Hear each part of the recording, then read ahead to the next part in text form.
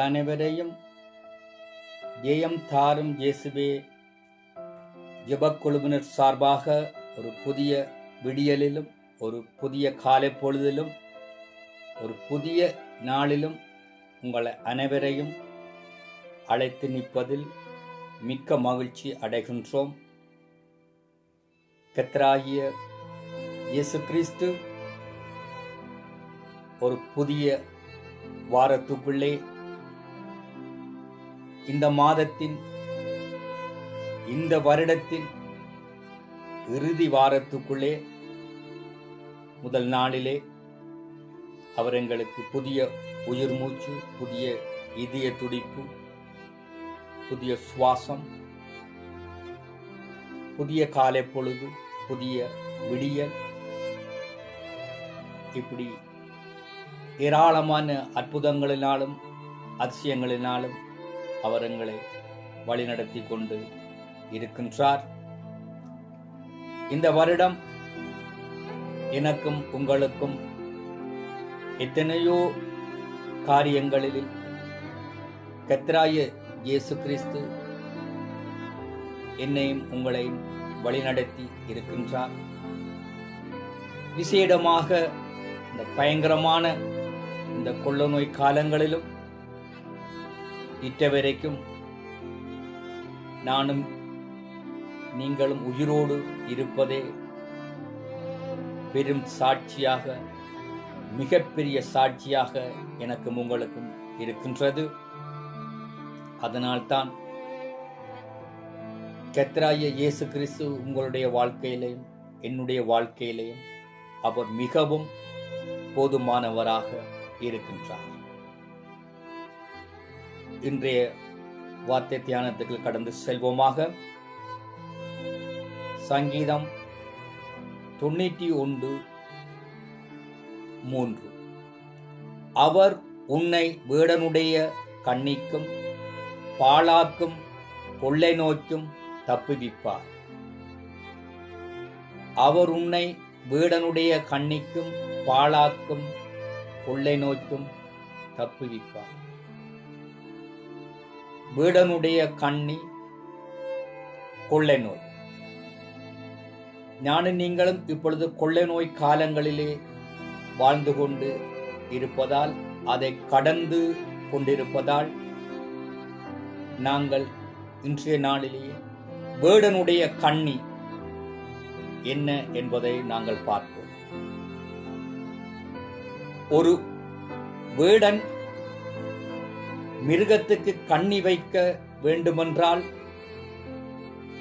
அவன் பல காரியங்களை செய்தே அந்த கண்ணியை அவன் உரிய இடத்திலே வைத்துவிட வேண்டும். கண்ணி என்பது எடுத்தால் போல் ஒரு இடத்திலே வைத்துக் கொள்ளும் ஒரு பொருள் அல்ல. மாறாக கண்ணியை ஏற்படுத்துவதற்கு அவன் பல படிமுறைகளை தாண்டி வர வேண்டும். ஒரு மிருகத்துக்கு அவன் கண்ணி வைக்க வேண்டுமாக இருந்தால் அந்த மிருகம் எப்படிப்பட்ட மிருகம் என்பதை அவன் அறிய வேண்டும். அந்த மிருகத்தினுடைய போக்குவரத்துக்கள் எப்படி இருக்குது என்பதை அவன் அறிய வேணும். அந்த மிருகம் எதை அதிகமாக விரும்பி உண்ணுகின்றது என்பதை அவன் அவதானிக்க வேண்டும். எந்த வேளையில் அது இருப்பிடத்தை விட்டு வெளியே வரும், எப்பொழுது வெளியே இருந்து இருப்பிடத்துக்கு போகும் என்பதை அறிய வேண்டும். அது மட்டுமில்லாமல் அது எவ்வளவு நேரம் உலாவுகின்றது என்பதை அறிய வேண்டும். அப்படி பல படிமுறைகளை அவன் அறிந்த பின்பு இனி இந்த மிருகத்துக்கு கண்ணி வைக்கலாம் என்றொரு எண்ணத்திலே அவன் அந்த கண்ணியை வல அவதானமாக தான் கண்ட படிமுறைகளை தாண்டி அவைகளை கடைப்பிடித்து உரிய இடத்திலே கண்ணியை வைத்து தன்னுடைய காரியத்தை அவன் வெற்றி பெறுகிறான். அதே போல உங்களுடைய வாழ்க்கையிலையும் பல பலவீனங்கள் இருக்கும். ஆவிக்குரிய வாழ்க்கையாக இருந்தாலும் சரி, ஆவிக்குரிய வாழ்க்கை அல்லாத வாழ்க்கை முறைகளாக இருந்தாலும் சரி, எங்களிடம் என்ன பலவீனங்கள் இருக்கின்றது என்பதை மற்றவர்கள் அறிந்து கொள்வார்கள். எங்களிடம் இருக்கின்ற பலவீனங்கள் ஒரு வேளையிலே எங்களுக்கு தெரியாமல் இருக்கலாம். ஆனால் எங்களுடைய பலவீனங்களை அடுத்தவர்கள் அறிந்து வைத்திருப்பார்கள். இவர் எதிலே அதிக நாட்டம் கூட, இவர் எங்கே போய் வருகிறார், இவர் எதிலே அதிகம் தன்னுடைய வாழ்க்கையை விட்டுவிடுகிறார், எந்த இடத்துக்கு போகிறார், எந்த இடத்திலே எவ்வளவு நேரம் நிற்கின்றார், என்னத்தை பேசுகின்றார் என்ற காரியங்களை எல்லாம் எங்களை சூழ்ந்திருப்பவர்கள் அல்லது எங்களுடைய எதிரி அதை அறிந்து அந்த பலவீனத்தை பயன்படுத்தி என்னையும் உங்களையும் ஆபத்துக்குள்ளும் பாவத்துக்குள்ளும் பாதாளத்துக்குள்ளும் வீழ்த்தி விடுவதற்கு இந்த உலகத்திலே ஏராளமான சம்பவங்கள் இருக்கின்றன. அவைகள் எங்களை சூழ்ந்து காணப்படுகின்றன. எங்களுடைய பலவீனம் என்ன என்பதை மற்றவன் நன்கு அறிந்து வைத்திருப்பான். எங்களுடைய போக்குவரத்துக்கள் என்ன என்பதை அவன் அறிந்து வைத்திருப்பான். அவைகளை பயன்படுத்தி இவரை எப்படியும் வீழ்த்தி விடலாம், இவருக்கு எப்படியும் ஆபத்தை கொடுத்து விடலாம் என்ற ஒரு எண்ணத்தை எதிரியானவன் உருவாக்கி கொள்ளுவான். கர்த்தராகிய இயேசு கிறிஸ்து இந்த உலகத்துக்கு வந்து எதிரியை வென்று அவனை தோற்கடித்தான். ஆனாலும் அவன் பல வேளைகளிலே ஊழியர்களாக இருந்தாலும் சரி, ஆவிக்குரிய பிள்ளைகளாக இருந்தாலும் சரி, ஆவிக்குரிய குடும்பமாக இருந்தாலும் சரி, அவர்களுடைய பலவீனங்களை கண்டு அந்த பலவீனங்களை அவன் பயன்படுத்தி ஆவிக்குரிய வாழ்க்கையிலிருந்து எங்களை பிரித்து, தேவனிடமிருந்து எங்களை பிரித்து எங்களை அவன் பாதாளத்துக்குள்ளையும் ஆபத்துக்குள்ளையும் வீழ்த்தி விடுவான். ஒரு வேடனானவன் எப்படி ஒரு மிருகத்தை கொல்லுவதற்கு கண்ணியை பயன்படுத்துகின்றானோ, அதே போல தீயனவானவன் கட்சிக்கும் சிங்கம் போல யாரை விழுங்கலாம் என்று அவன் என்னுடையதும் உங்களுடையதுமான பலவீனங்களை அவன் நாளுக்கு நாள் ஒவ்வொரு வினாடியும் அவன் அறிந்து கொண்டு இருக்கின்றான். எங்களுடைய பலவீனங்களை அவன் பயன்படுத்துகின்றான். இன்று அநேகமான ஊழியக்காரர்களுடைய வாழ்க்கையிலே ஏராளமான பலவீனங்களை ஏற்படுத்தி ஏராளமான பிரச்சனைகளை ஏற்படுத்தி இன்றைக்கு ஆண்டவருடைய பிள்ளைகள் அவமானப்பட்டு இருக்கின்ற சூழ்நிலைகளையும் நாங்கள் காண்கின்றோம். எது எங்களுக்கு கர்த்தரை விட ஆசை அதிகமா இருக்கின்றதோ அது எனக்கும் உங்களுக்கும் ஒரு பலவீனமாக மாறிவிடுகிறது. அந்த பலவீனத்தை தீயனவானவன் பயன்படுத்துகின்றான். ஒரு வேடனின் கண்ணியைப் போல எப்படி இந்த குடும்பத்தை, இந்த ஊழியக்காரனை,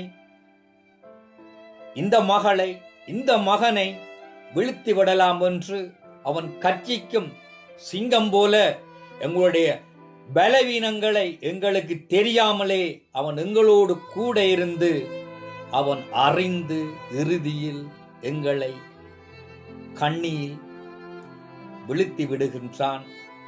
எங்களுடைய வாழ்க்கை நிலை பரிதாபமாக காணப்படும். சங்கீதம் 124:7 இப்படி சொல்கின்றது: